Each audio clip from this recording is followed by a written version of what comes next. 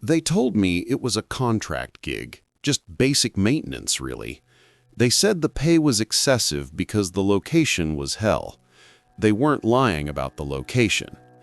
I was done with Las Vegas. The flashing lights, the constant noise, the people pretending to be happy. I needed quiet, and when a man in a perfectly pressed gray suit offered me 6 months of pay for 3 months of solitude, I didn't ask questions. I was a former FAA tech, good with communication systems, good at not asking questions. Apparently, that second skill was the one they were really buying. The drive out of the city was a psychological line I crossed. Vegas was noise. The Mojave Desert was silence. The kind of silence that doesn't exist anywhere else in America. It's so quiet, your own heartbeat becomes a distraction. My destination was a nameless point on a digitized map, a surface road 30 miles off the main highway, past what used to be a firing range. I got there just as the sun bled out of the sky. The heat was still heavy, but the air felt thin, like it had been filtered of all noise and humanity. And then I saw it. It wasn't just a tower. It was the tower. It stood a good 300 feet high, a web of cold black steel that seemed to absorb the twilight rather than reflect it. It wasn't the usual lattice structure I was used to. This was geometric, almost too perfect, with odd, heavy sensor pods mounted at irregular intervals. It looked less like a broadcast station and more like a massive skeletal finger pointing accusatorily at the cosmos. At its base was a squat concrete shack, my home for the next 3 months.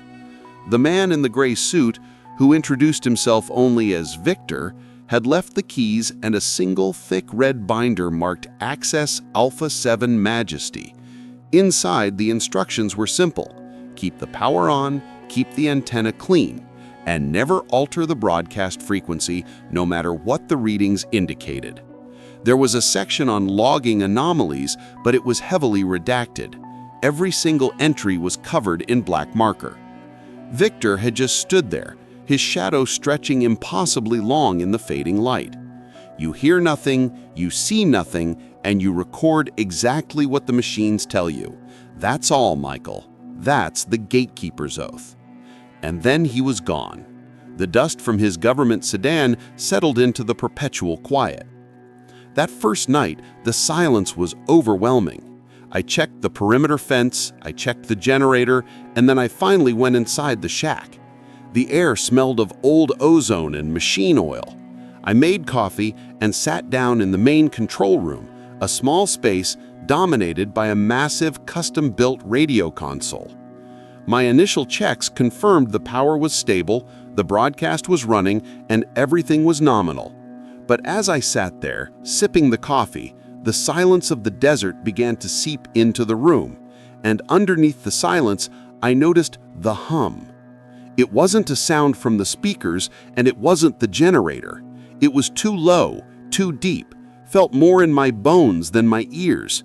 A constant, heavy, almost comforting thrum that seemed to originate right from the base of the tower outside, penetrating the thick concrete walls. It felt like the earth itself was holding its breath, waiting. I ran a quick spectrum analysis. Nothing. No audible frequency, no magnetic anomaly that could account for it. It was simply there, a low vibrational field that made the hairs on my arms stand up and settled the nervous energy right out of my body. It was strangely perfect for falling asleep. I leaned back in the old leather chair, looking at the equipment lights glowing softly in the dark. The broadcast was constant, a pure, clean, extremely powerful signal broadcasting out into the night sky, deep into the black. I closed my eyes, letting the hum wash over me, trying to rationalize it as old equipment resonance or maybe just tinnitus brought on by the sudden quiet. But then I saw it. Even through my closed lids, a flash. Not from the equipment, but from the window. I opened my eyes and looked out at the horizon. Nothing, just the massive cold geometry of the tower against the millions of indifferent stars. The hum continued, steady and calming, yet now laced with a new layer of alertness. I felt suddenly, overwhelmingly, that the tower wasn't sending a signal out. I felt with absolute certainty that it was receiving one in, and I was sitting right at the receiving end.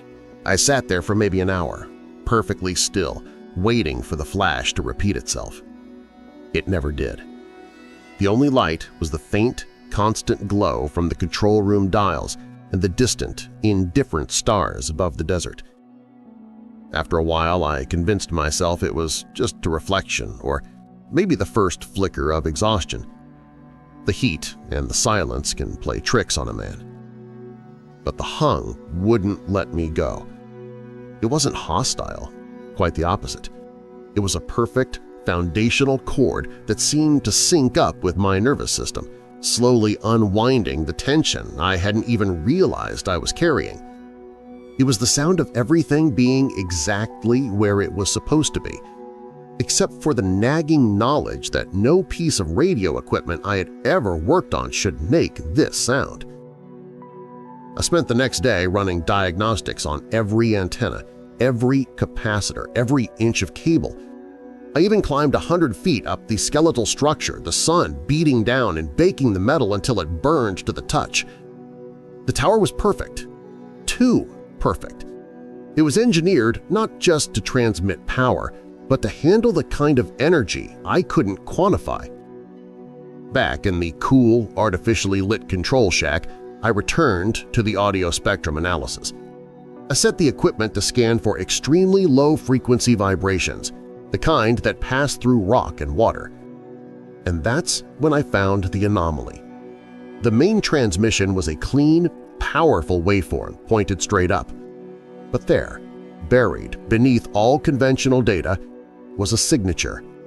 It wasn't a standard frequency, it was more like a rhythmic pressure, a slow, deep pulse that repeated every 11.4 minutes. It was the hum, visualized. It was real. I traced the pulse signature back to the core of the console and my blood ran cold. The signal wasn't being generated by the station's broadcast equipment, it was being picked up by the specialized sensor pods on the tower, amplified, and then, this was the crucial part, rebroadcast alongside the outgoing signal. The tower wasn't a beacon sending a signal, it was an echo chamber, designed to capture something ancient and send it back out, louder. That night, I ignored the console and turned my attention to the red binder, Access Alpha 7 Majesty. The title alone was a parody of bureaucracy, a mix of military jargon and something almost regal. I focused on the heavily redacted log section. The black marker used to cover the previous operator's notes was old, applied decades ago when paper logs were the standard. I remembered a trick from my FAA days. Old ink fades and sometimes becomes translucent when viewed at a very shallow angle under strong, focused light. I killed the main control room lights, leaving only the dim, amber glow of the emergency panel. I positioned a small, high-intensity LED flashlight at a harsh angle against the page. It took an agonizing 5 minutes of adjusting the light, battling the glare and the shadows, but then, slowly, the ink seemed to pull away, separating from the paper fibers. I squinted, holding my breath. Beneath the thick black lines, the faded handwriting of the previous Gatekeeper swam into focus. It was choppy, panicked, and written in a code I didn't immediately understand. One entry, dated 1978, was almost entirely readable. 2245 Zulu. Target 44A arrived. Non-human traffic confirmed via T3 sensor sweep. No visual, only low-end resonance. The humming is continuous now. They don't land. They hover directly over the signal point. Victor knows. They are here for the energy. I read it again. The hum from the floor now feeling less comforting and more like a massive unseen engine idling just beneath the concrete. Target 44A. Non-human traffic. They don't land. The hum wasn't a byproduct. It was a roadmap. The tower wasn't a simple communications array. It was a calibrated tuning fork, singing a specific frequency into the night sky, a frequency that something else was answering. And the secret government agreement Victor had hinted at, it wasn't about tracking aliens. It was about accommodating them. I put down the binder, my hand shaking slightly. I looked out the small window again. The stars were endless, cold and quiet. But I knew better now. Something was out there, moving silently in the dark. And I had just volunteered to guard the door. The revelation of the logbook entry, non-human traffic confirmed, didn't shatter my calm the way a loud noise would have. It was more insidious, blending perfectly with the underlying hum of the tower. It was proof, and proof here was simply another layer of the deep silence. I spent the next 48 hours ignoring sleep, relying on the stale automated coffee machine and that persistent low vibration coming up through the floor. I went through the rest of the redacted log pages like a feverish archaeologist. I quickly realized that the code wasn't a standard cipher. It was FAA technical shorthand mixed with astronomical notation. The previous Gatekeeper hadn't tried to hide the truth. He'd tried to ensure that only another tech would be able to find it. The target numbers, like the 44A mentioned in the entry, didn't refer to coordinates on a map. They were positions in the sky. I cross-referenced the numbers with old Navy charts I found tucked away in a dusty cabinet. The letters, the A, the B, the X, they weren't planets or moons. They referred to orbital approach vectors, the precise angles at which something would intersect the Earth's orbit from deep space. This wasn't random visitation. This was scheduled commerce. The most terrifying thing I decoded was the timing. Every few days, sometimes every few weeks, the entries followed a strict pattern, always corresponding to a subtle spike in the tower's outgoing signal power, a surge that barely registered on the main diagnostics. The low-frequency pulse, the hum, didn't just provide comfort to the listener, it provided a navigational lock to the traveler. It was a digital lighthouse. I had missed the last scheduled arrival in the log, but the next one was imminent. It was marked simply Target 7 Gamma. Window 01:17 hours. I looked at my watch. It was 12:55 a.m. 22 minutes until the window opened. I couldn't just sit there. The job description was to record exactly what the machines told me, but the machines were about to lie. I grabbed my camera, an old DSLR I'd used for desert photography, and slipped out of the shack. The air was still heavy, but now it felt charged, brittle. The hum outside was louder, a physical presence vibrating the very ground beneath my boots. It was no longer calming, it was unnerving, the sound of a countdown winding down to zero. The millions of stars above the Mojave had never felt so close, so cold, or so intensely observed.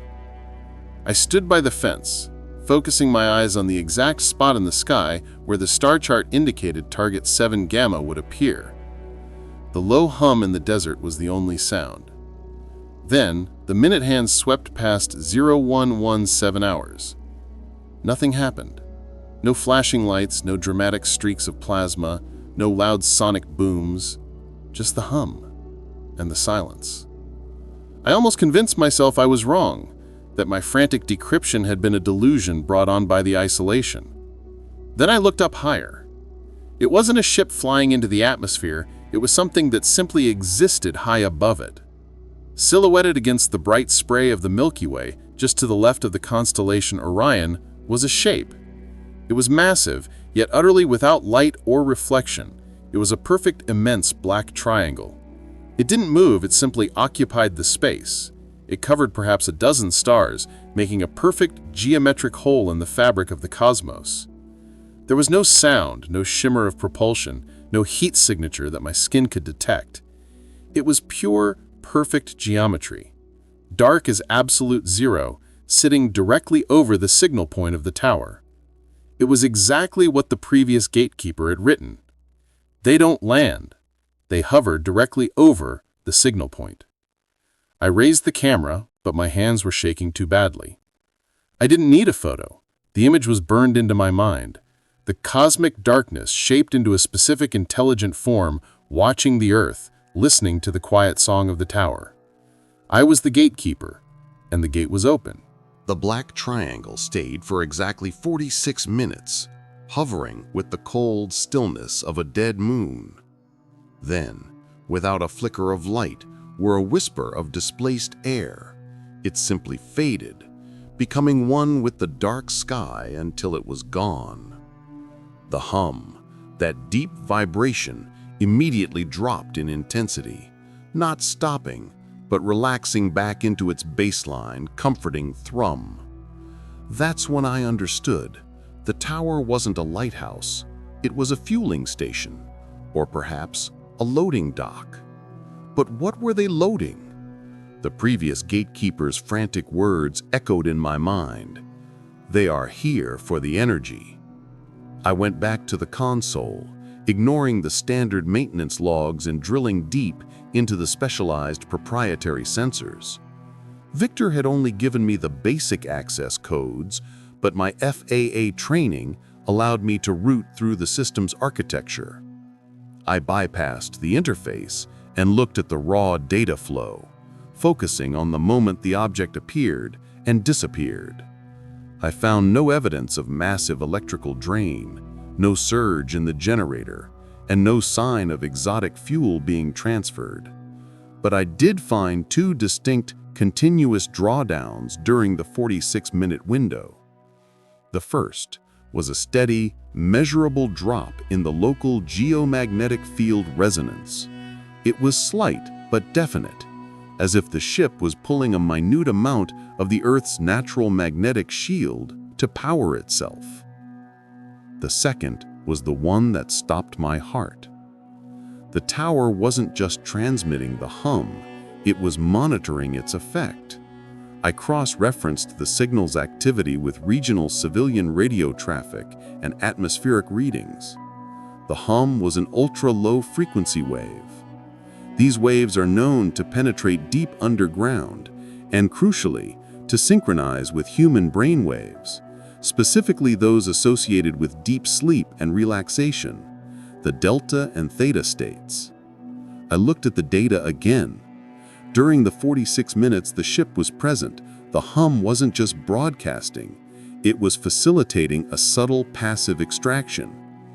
The data suggested the craft was drawing something directly from the surrounding environment, something that was amplified by the widespread, deep synchronized sleep state induced by the tower's frequency.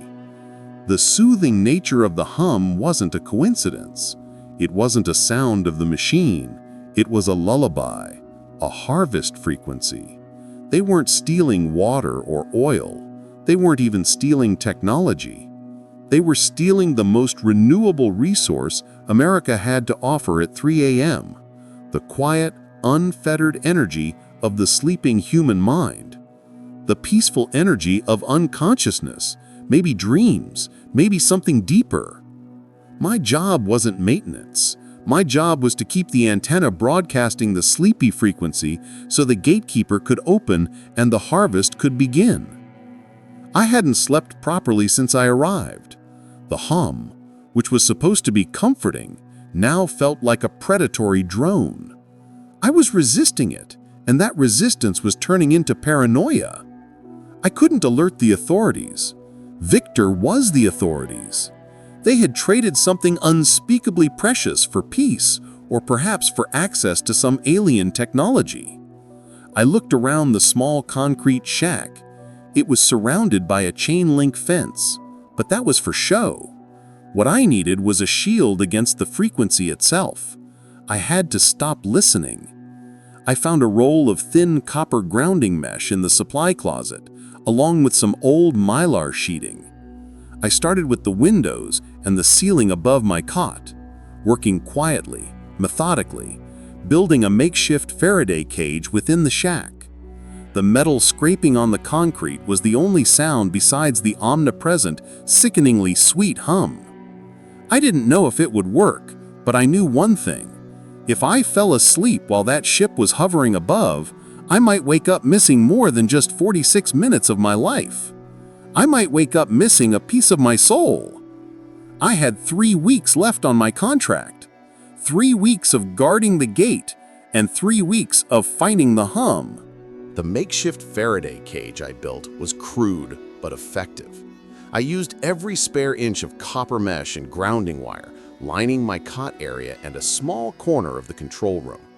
When I sat inside my shielded corner, the hum changed.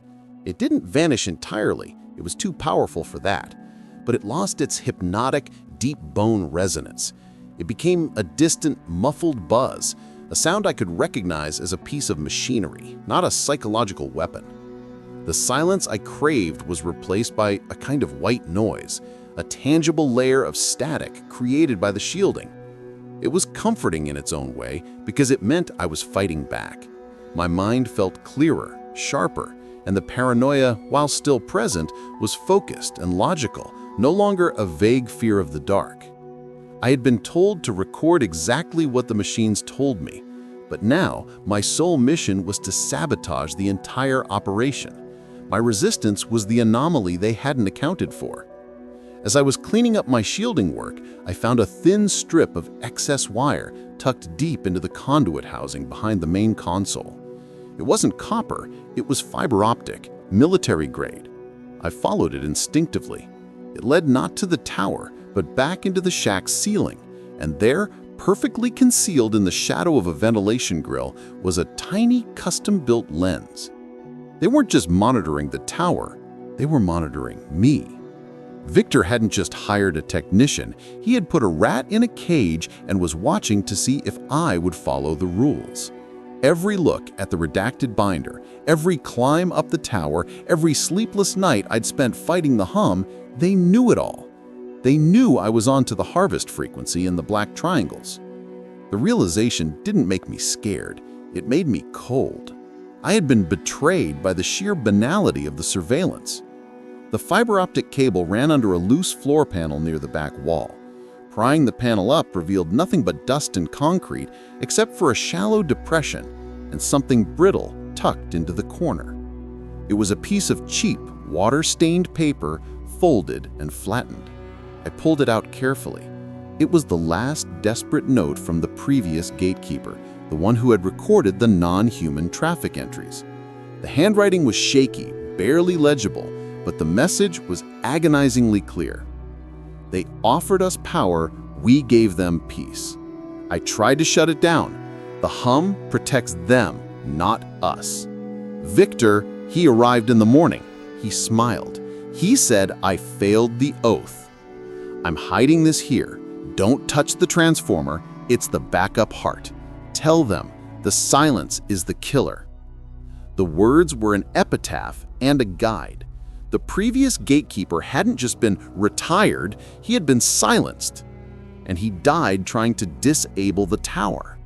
I smoothed the note and tucked it securely inside my newly shielded cot. The immediate danger was Victor, not the aliens. He would be coming for me, soon, possibly the morning after the next scheduled arrival, once the surveillance feeds showed my tampering. I had to act first. The note mentioned the transformer, the backup heart. This was the massive proprietary unit sitting outside, right at the tower's base where the primary power source was fed into the specialized antenna array. I'd walked past it a dozen times, forbidden from even approaching it due to the lethal voltage warnings. That transformer wasn't just converting power, it was generating the raw, sustained energy required to broadcast the deep, pervasive harvest frequency. My next move was obvious. I couldn't fight the entire government conspiracy or the alien ships, but I could blind the lighthouse. I had to permanently cut the power to the one component that made the whole operation work. The next scheduled arrival window, Target 11 Delta, was in 2 days. I had 48 hours to figure out how to disable a highly protected, high-voltage transformer without electrocuting myself or triggering a silent alarm that would bring Victor to my door before sunrise.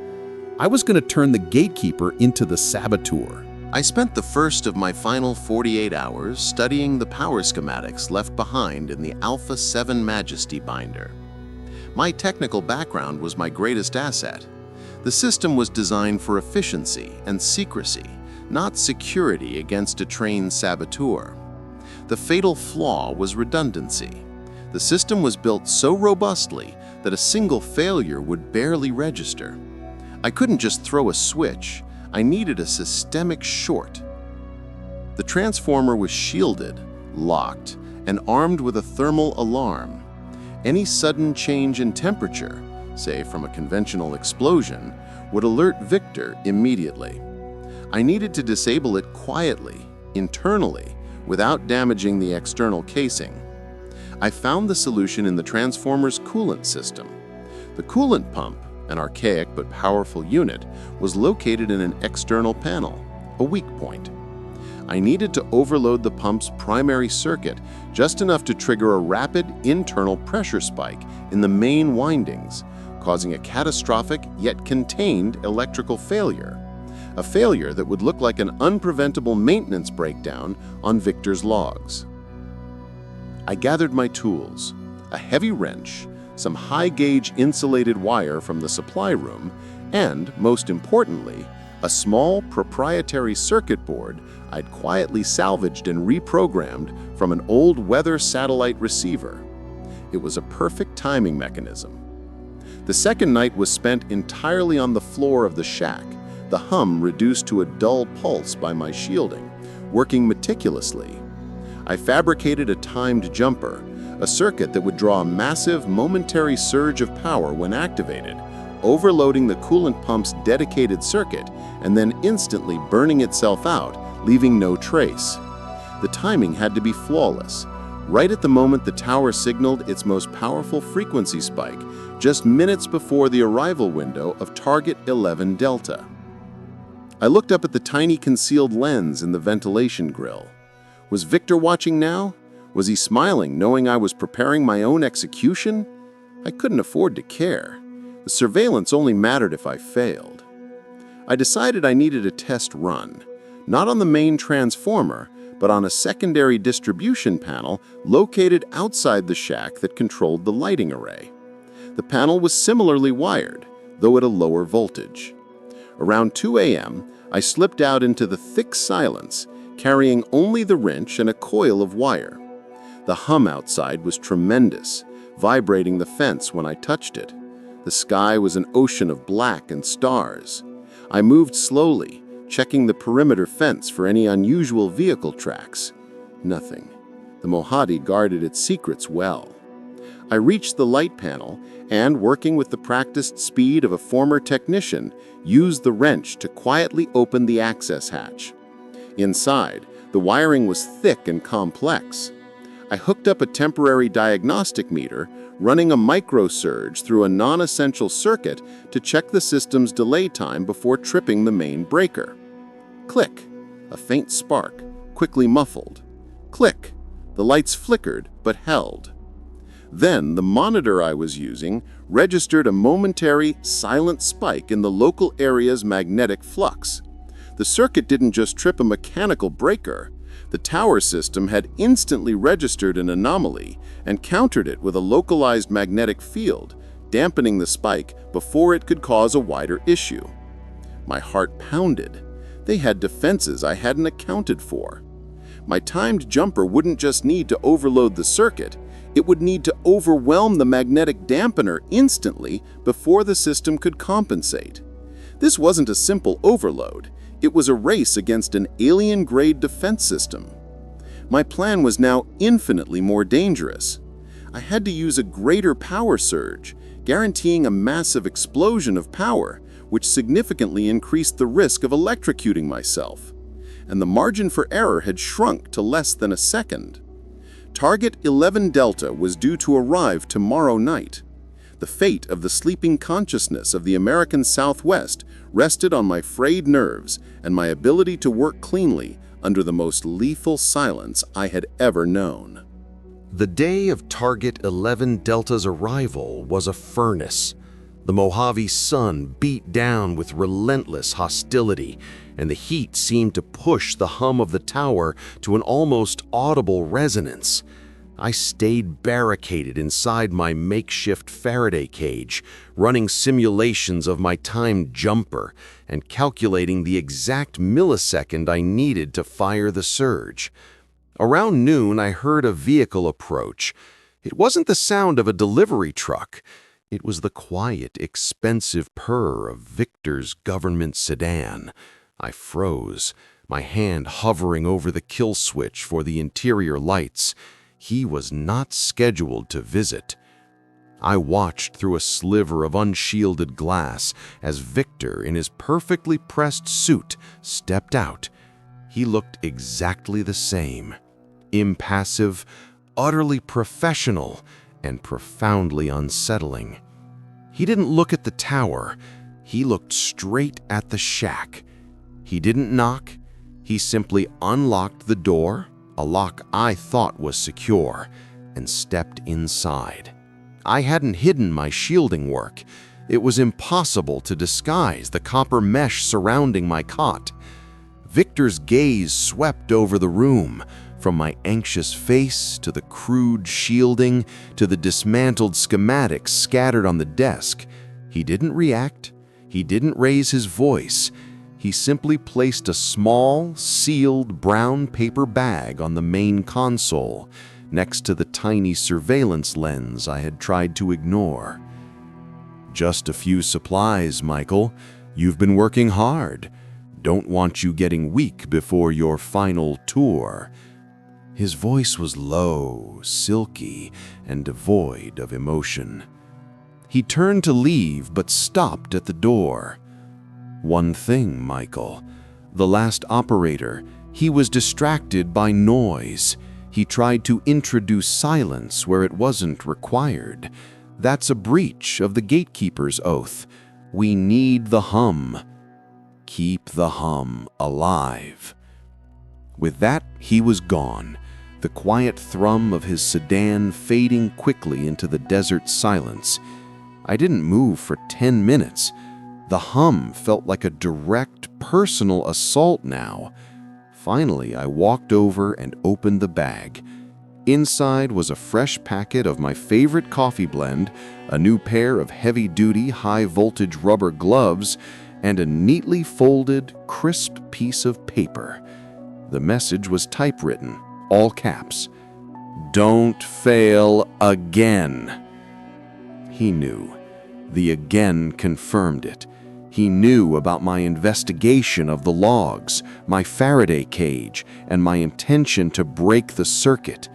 Victor wasn't here to warn me. He was here to apply maximum psychological pressure. He was letting me know that if I tried to disable the system, he was waiting nearby. The knowledge that he was watching intensified my focus. I no longer had the luxury of a slow, controlled shutdown. It had to be fast, definitive, and timed perfectly with the arrival window when the energy draw would be at its peak. I took the new high-voltage gloves, a gift and a chilling tool, and began the final assembly of the timed jumper. I reinforced the wiring with the high-gauge wire and used the satellite board to reduce the surge time from 1 second to 0.3 of a second. It would be a catastrophic overload, too fast for the magnetic dampener to counter. The risk of my hands frying was now nearly 100%, but it was the only way to ensure the transformer was silenced permanently. Night fell quickly, bringing with it the cold, immense blackness of the desert sky. I checked the clock. 00:45 a.m. Target 11 Delta's window was set for 1:51 a.m. The hum was building steadily, a terrifying crescendo of silent predatory energy, ready to sing the deep sleep lullaby for the harvest. I strapped the modified jumper to my wrist, pulled the new rubber gloves on, and grabbed the heavy wrench. I knew Victor was out there somewhere, likely monitoring the surveillance feed from his sedan, waiting for me to approach the transformer. I took one last look at the shack, my cage, my battlefield. I was done being the gatekeeper. It was time to become the silent saboteur. The air outside was thick and heavy, not just with heat, but with the pressure of the building hum. It was 01:40 a.m. Target 11 Delta was due in 11 minutes. The hum was now a grinding, internal sound, promising deep sleep to the world and immediate death to me. I moved with a terrible, practiced efficiency.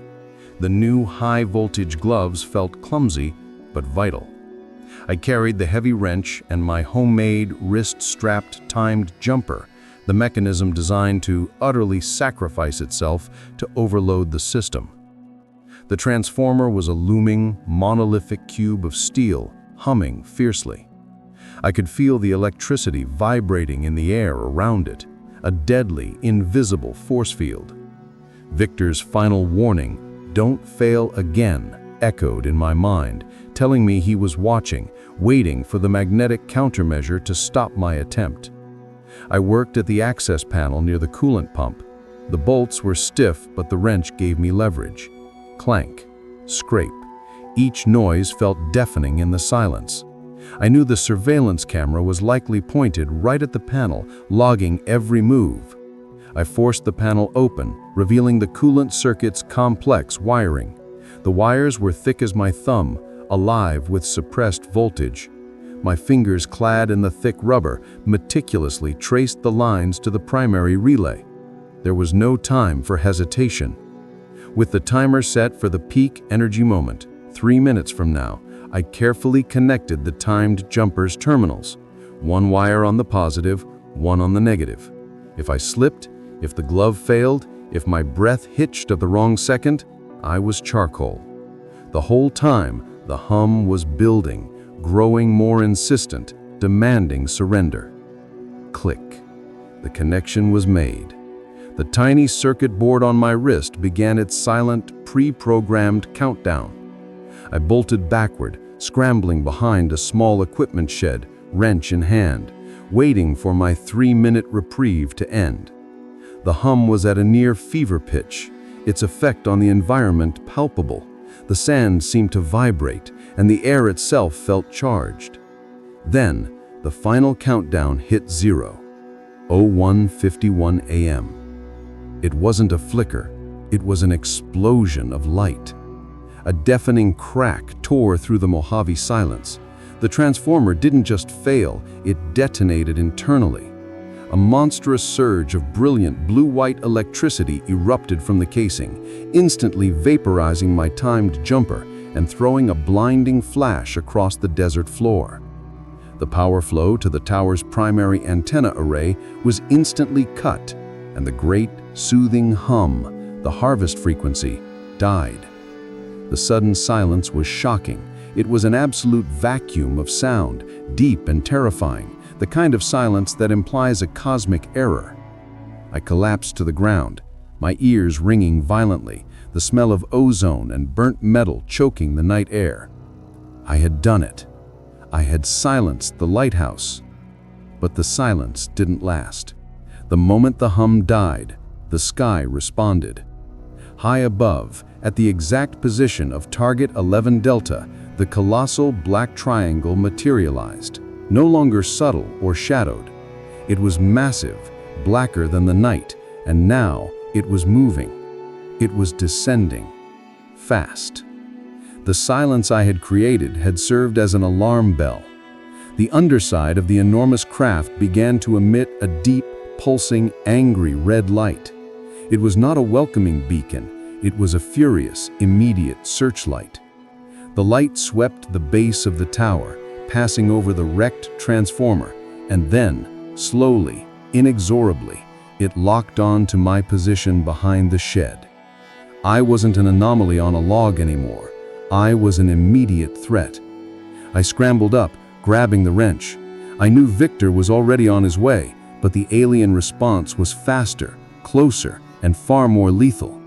The triangle was silent, but its descent was so rapid that it displaced the air, creating a low, monstrous whoosh that pressed against my eardrums. The gate was closed, but the visitor was already here, and it was very, very unhappy. The silence I had bought was instantly replaced by the terrifying sound of the immense black triangle displacing air. It wasn't flying, it was descending, slowly but relentlessly, its sheer size creating a low-frequency pressure wave that vibrated my teeth. The pulsing red light from its underbelly was no longer scanning. It was locked on me, pinning me against the corrugated metal of the shed. I scrambled up, gripping the heavy wrench. The triangle hovered perhaps 500 feet above the damaged transformer, a silent, angry god inspecting the damage to its altar. The air was now filled with the sharp metallic smell of ozone and a new, acrid odor I couldn't place. I risked a look toward the base of the craft, into the blinding red pulse. The light wasn't just light, it was projection. It clarified the dust and heat haze, revealing movement inside the beam. And I saw them. They were tall, impossibly thin, and stood on the ship's hull, or maybe in a recessed bay. Their bodies were elongated, limbs too long to be human, and their heads were perfectly smooth, dark, and disproportionately large, the classic shadow geometry of the non-human traffic the logs had promised. They weren't wearing suits. Their skin seemed to absorb the red light, making them look like moving shadows. They were inspecting the damage to the transformer, and then one of them turned its head, slowly, deliberately, and looked straight at the shed, straight at me. There was no expression on that dark canvas, but the intent was pure, surgical hostility. I ran away from the tower, away from the silent, descending ship, heading toward the only thing I had left, my beat-up pickup truck parked near the shack. I hadn't gone 10 yards when I heard a new sound, the sound I had been dreading, the crunch of tires on the service road. Victor. His government sedan pulled up near the shack, its headlights cutting through the night. He stepped out quickly, not running, just moving with lethal efficiency. He didn't even glance at the massive alien craft hovering over the transformer. The aliens weren't his problem. I was. "Michael, you failed the oath." Victor's voice cut through the air, calm but carrying a distinct metallic edge. He raised his arm. He wasn't holding a gun, but a small, polished silver device that hummed, a sound that was instantly recognizable. It was generating a high-frequency counter-signal designed to destabilize my nervous system. I knew that hum. It was the inverse of the sleep frequency. It was designed to induce instant, crippling panic. I threw myself behind a low pile of crates, the high-pitched whine from Victor's device stabbing into my inner ear. The black triangle above me shifted, its red light bathing both Victor and me. I realized the horrifying truth. Victor wasn't afraid of the aliens because his secret government faction had made a deal with them. And now they were happy to let the aliens clean up the loose ends. To the craft, Victor was background noise. I was the target that shut down their fueling station. To Victor, the craft was the perfect diversion for my swift and silent elimination. I was caught between a government assassin and an alien angry vessel. There was only one move left. I had to create more noise. I lunged for my pickup truck, diving into the cab. The high-pitched whine from Victor's device made my head swim, but the new rubber gloves I still wore provided a tiny, momentary mental shield. I jammed the key in the ignition. The engine roared to life. I threw the truck into reverse, slamming the gear shift into drive and spinning the tires violently. As I tore away from the shack, I looked into the side mirror. Victor was running toward the truck, the silver device raised. But behind him, the enormous black triangle shifted again. It had finished assessing the transformer damage. Now its vast shape began to track the most immediate source of disruption, the fleeing truck. As I hit the dirt road, I saw a flicker from the massive alien vessel, a sudden deep blue pulse emanating from its central hull, aimed not at the tower, but at the ground where I had just been. I accelerated, praying that the dust and the distance would be enough. I wasn't running to escape. I was running to survive the night. I was carrying the only thing that mattered now, the knowledge of the harvest frequency and the code phrase, Access Alpha 7 Majesty. I had to reach the highway, the nearest town, and somehow broadcast the truth before the silence caught me. The blue pulse from the black triangle hit the spot where my truck had been parked moments before. It wasn't an explosion, it was an implosion, a soundless, vacuuming absorption of dirt and air, leaving a perfect round crater in the desert floor. They weren't using conventional weapons, they were using energy manipulation. I pressed the gas pedal through the floorboard. My old pickup rattled violently, tearing down the uneven service road.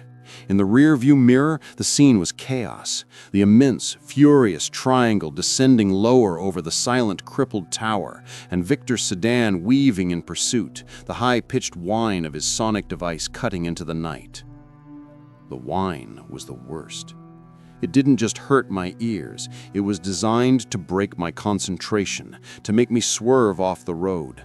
I fought it, gripping the wheel until my knuckles turned white, using the residue of my internal resistance to the harvest frequency as my only shield. My only chance was to leave the open desert.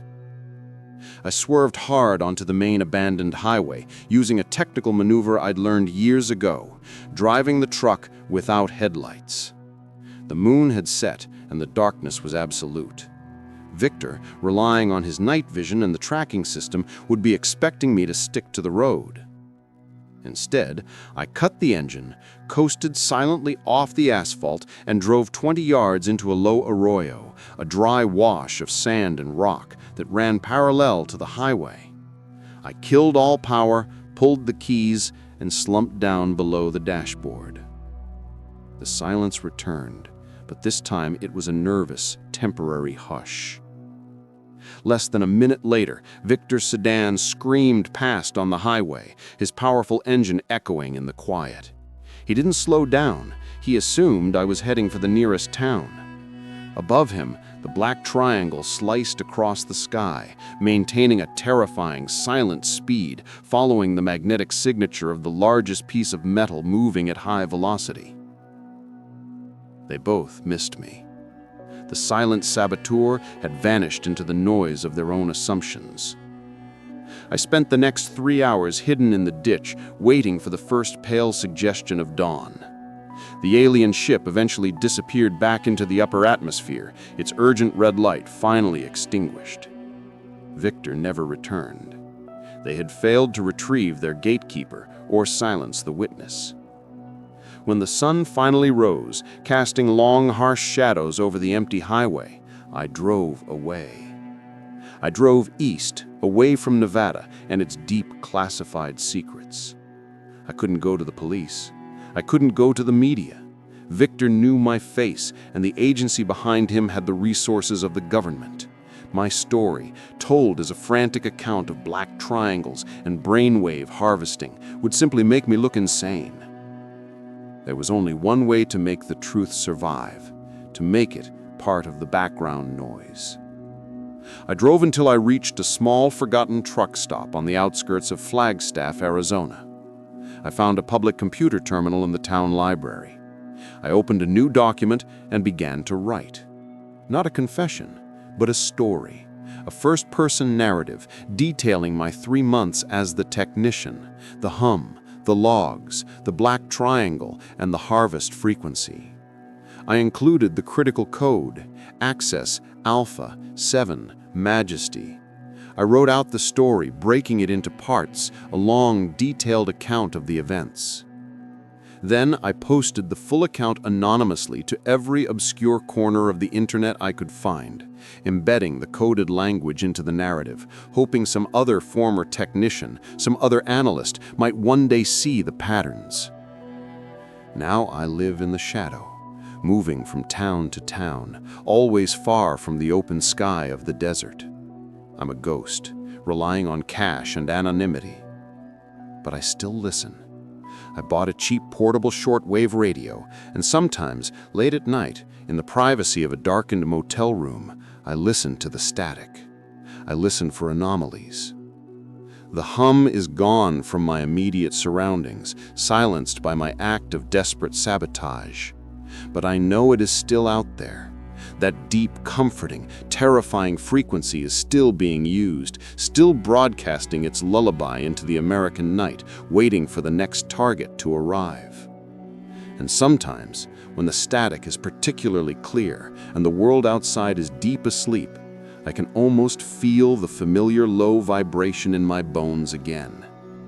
It's a quiet reminder that the gate I closed was only one of many, and that the silence we seek for sleep is the silence they prefer for the harvest. I survived the night, but the quiet is the killer.